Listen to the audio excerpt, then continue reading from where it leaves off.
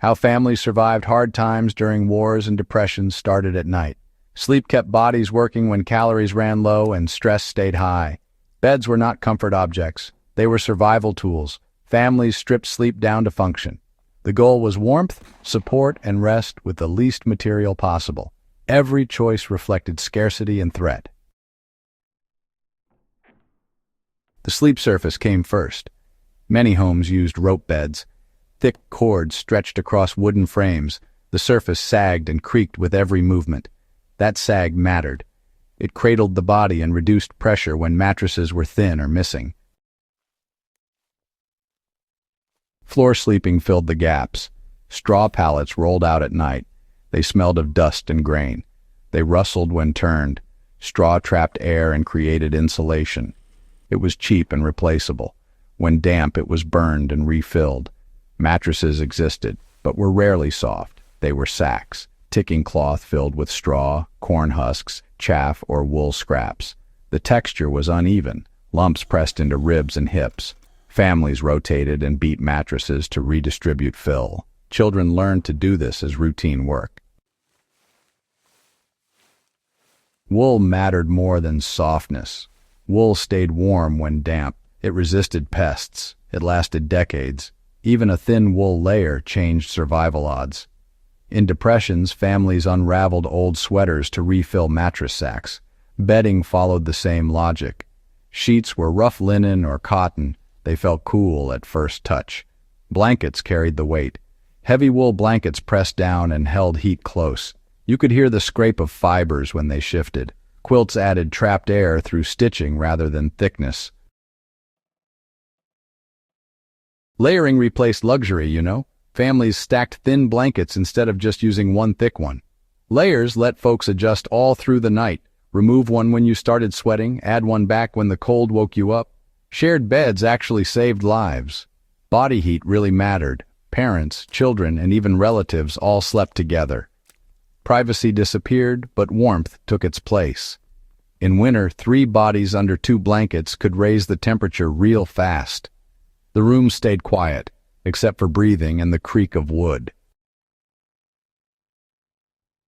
Bed placement truly mattered. Folks kept beds away from exterior walls since cold just seeped right through stone and brick.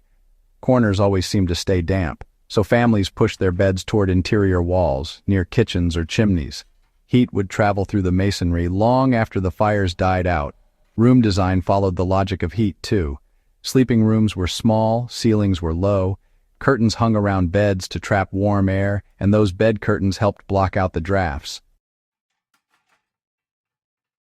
Fire always stayed dangerous, so a lot of families avoided night fires. Chimneys failed sometimes, and embers could escape. Instead, they'd heat stones or bricks during the day, wrap them in cloth, and place them near their feet at night.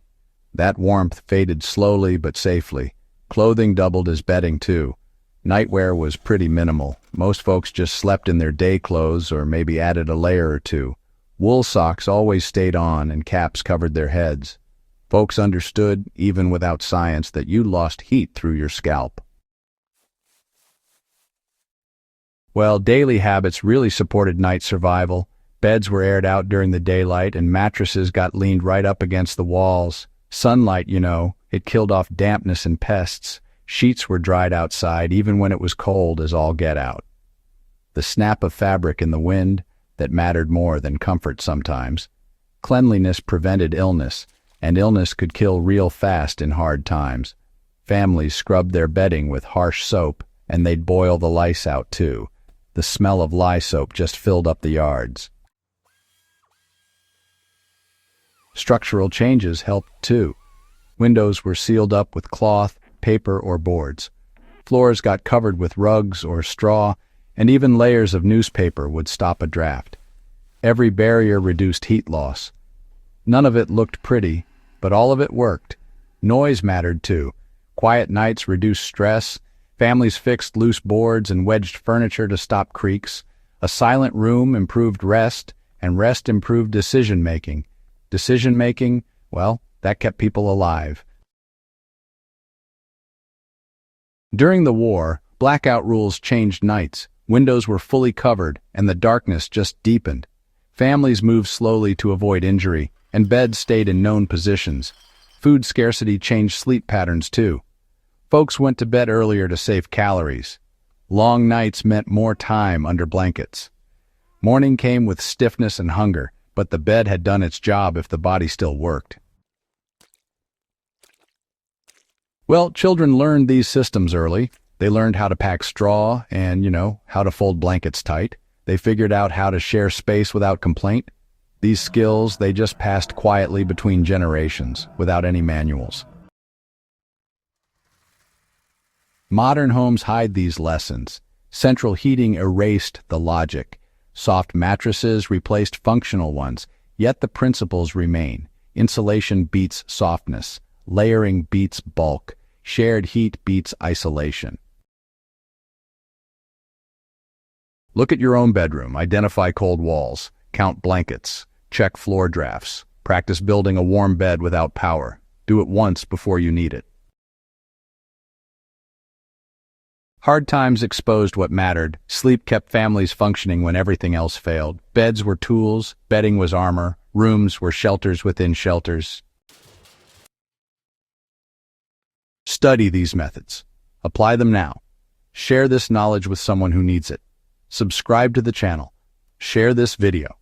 Survival starts when the lights go out and the bed still works.